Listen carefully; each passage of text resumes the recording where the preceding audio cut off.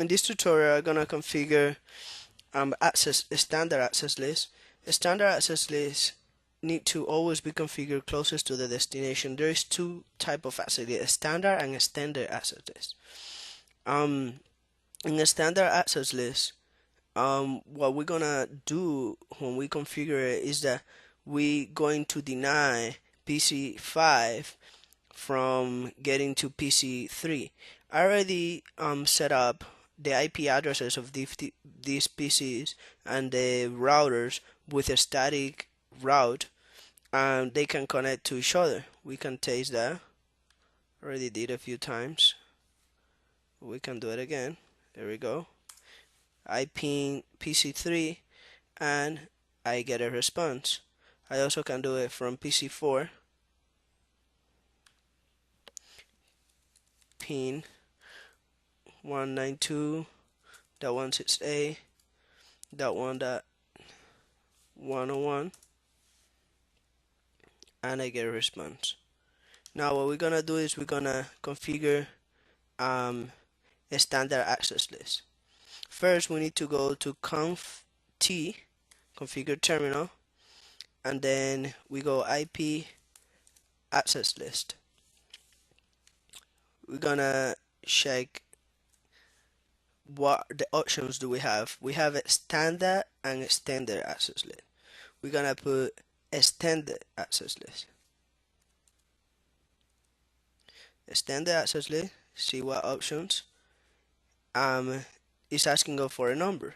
We're gonna standard access list go um um my bad, we going to put this at standard access list. Standard access list go from 1 to 99 and extended go from 100 to 200. That's the numbers that we can put. We're gonna put just a standard 1. Okay, and now that we put the standard access list, that we created the standard access, this one is gonna be created closest to the source. I mean closest to the destination. And now what we're going to do is hit what options we have. We're gonna deny. We put deny, and we're going to put the IP address of the host that we're going to deny is 192.168.3.102, and then the wildcard bits. I put 0.0.0 because it's just one host, but if it would be a whole network, I would put at the end 255 because it's the inverse of the um of the I just forgot subnet mask. It's in the inverse of the subnet mask. Okay, we're gonna continue here. Now we just need to click enter. Now we're going to permit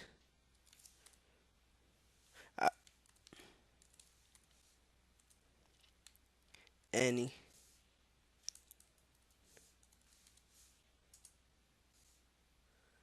and how this work is the access list work in how it says is in a list. That means get the first one, and if the first one says to deny the first host, then the access list go foop and go and deny that host, and then that's every time that it's receiving a package. It's gonna check, okay, I'm receiving a package.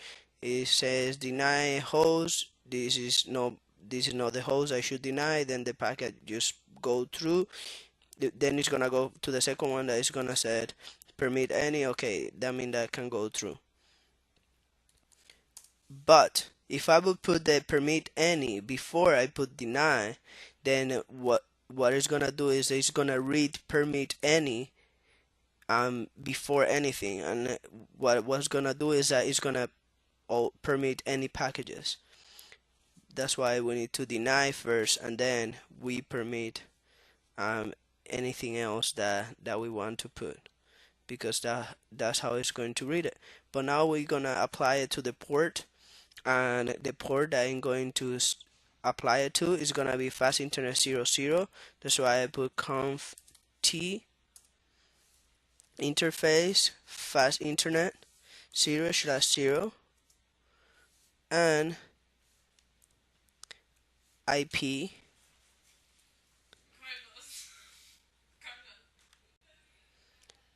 and IP. We can click. Now we're going to put access group 1.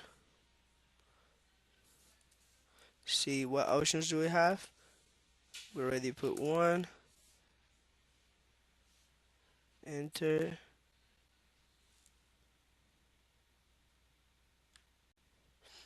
And we're going to put outbound.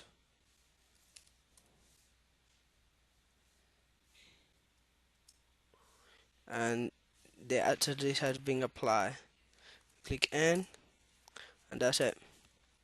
It's important that you always know that you have the options to check the commands that you're going to put, um, by putting a space and then the question mark, because like that you always going, if you commit an error you can correct it in the moment.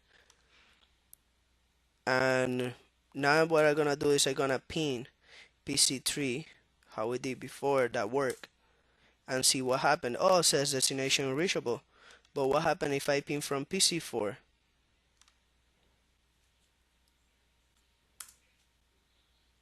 It went through easily.